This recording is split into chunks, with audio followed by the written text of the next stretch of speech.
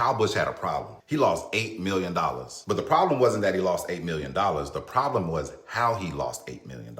He lost it in something that was supposed to be safe, something that was supposed to protect his family, something that has been a key to generational wealth for centuries: life insurance. So how does something like that actually even happen? Well, according to the complaint, back in 2017, Kyle meets this guy named Rodney. And Rodney was calling himself a wealth management and insurance specialist. Fancy title, which basically means, trust me, I know where to put your money. But what Kyle didn't know at the time, according to the court documents, was that Rodney had a record, a disciplinary action from the North Carolina Department of Insurance for concealing a felony conviction. He's like, hey, Kyle, I work hand in hand with Pac Life's design and tax team. We build these exclusive retirement plans for high net worth people, pro athletes, business owners, people like you. We set up these policies inside the trust, keep everything protected. All you gotta do is fund it for a few years, then it funds you tax-free for life. So what did they do? They decided to open 2 big PDX policies from Pacific Life, sold as a tax-free retirement plan. One on Kyle, owned by the Kyle Busch Irrevocable Life Insurance Trust. One on his wife, Samantha, owned by the Samantha Busch Irrevocable Life Insurance Trust. Now let's pause right here, because when you got real money, and I'm talking like $10 million in net worth, you typically don't want the life insurance in your name, because if you do, the death benefit gets added to your estate and can get hit with a 40% estate tax. That's why you put it in an irrevocable life insurance trust. So when you die, the money hits the trust, not your estate. So let's go ahead and fast forward a bit. Kyle gets another call from Rodney. He's like, hey, Kyle,